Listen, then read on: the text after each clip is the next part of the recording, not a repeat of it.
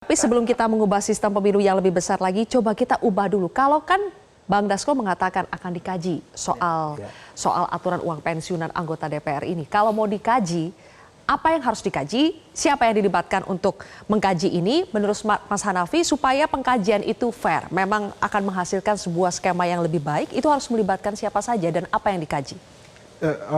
Lembaga kepegawaian negara, saya kira itu otoritas yang paling otoritatif lah ya untuk membicarakan soal pensiunan ini, Kementerian Keuangan dan lain sebagainya.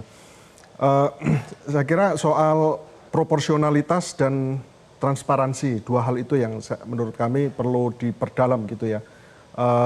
Kalau dia kerja 5 tahun, pensiunnya 5 tahun gitu, apakah mau ditambah atau tidak, ketentuannya seperti apa. Tadi Mas Adi menyampaikan kalau dia mengusulkan RUU misalnya, dia dapat insentif tambahan atau seperti apa, dan ketika RUU itu berhasil diusulkan gitu ya.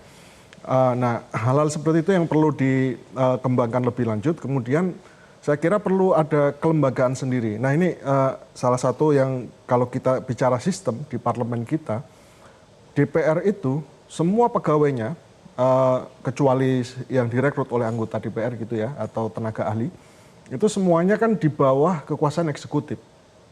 Nah ini yang jadi kemudian membuat beberapa gerak langkah DPR itu tidak bisa secara bebas begitu ya, karena pegawainya dari eksekutif gitu ya.